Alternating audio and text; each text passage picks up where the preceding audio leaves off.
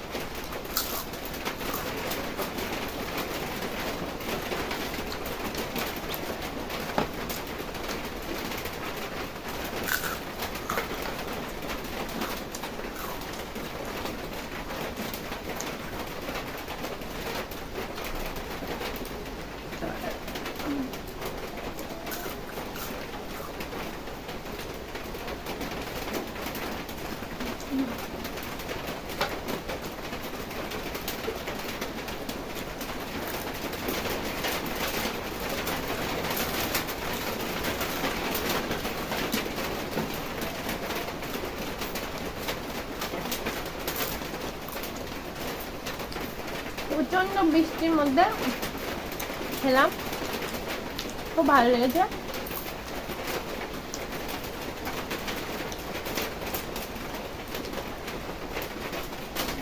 আমাদের তো ভীষণই ভালো লেগেছে। তো তোমরা কতটা শুনতে পেয়েছো, কেমন লাগছে সেটা কিন্তু অবশ্যই কমেন্ট করবে, ঠিক আছে?